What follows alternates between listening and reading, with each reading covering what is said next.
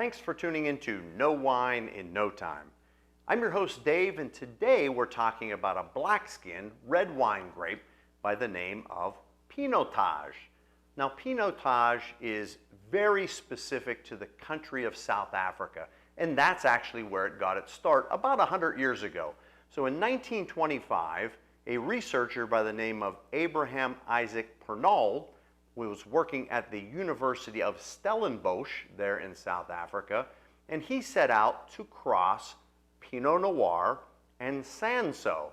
Now, Sanso, when it's grown in the country of South Africa, they call it Hermitage. So when he set out to cross Pinot Noir and Sanso or Hermitage, he created a grape called Pinotage, so kind of a contraction of those different names. So when we think about why you would set out to do this, he knew that Pinot Noir produced exceptional wines, but it's a very difficult grape to cultivate. When we look at Sanso on the other side, it's a bit more vigorous of a vine, and it produces very aromatic wines.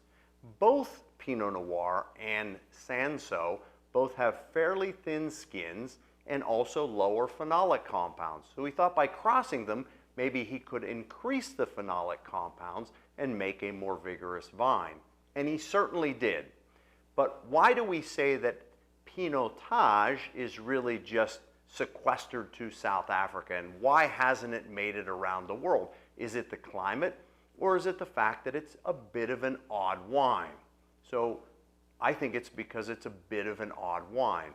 So when we look at Pinotage, once it goes through fermentation, it usually takes on kind of a brambly, rustic, almost smoky type of persona. And some would say some of the aromas that come off of it are a bit manure. Now that certainly sounds not so great. The manure component in here actually comes from a physical hydrocarbon that's produced from Pinotage post-fermentation. And that hydrocarbon is called isomal acetate. And isomal acetate is one of the aromatic hydrocarbons, like thousands of different components that come off of wine. And that's the one that gives it kind of that barnyard type of persona.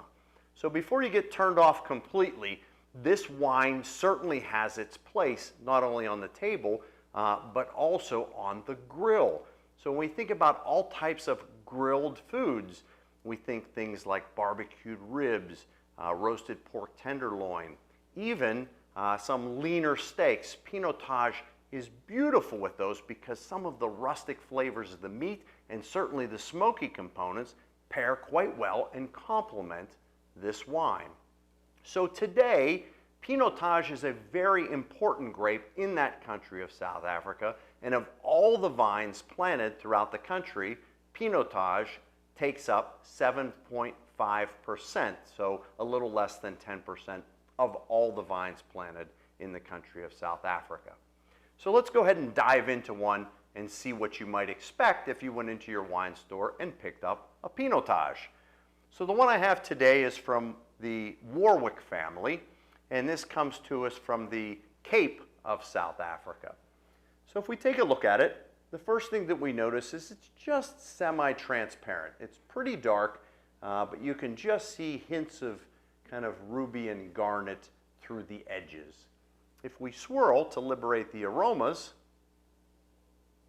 the first thing that comes out of that glass is just a slight bit of that manure or barnyard type of aroma, little bit of smoke, and I get some almost like a bacon component to it as well.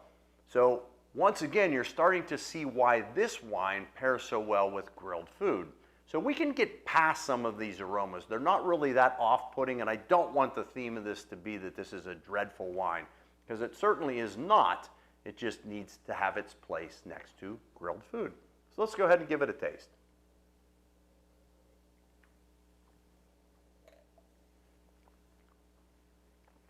So when this rolls across the palate, the first thing that we notice instantly, even though it has two very French parents, this is a New World style wine. This definitely presents itself New Worldy.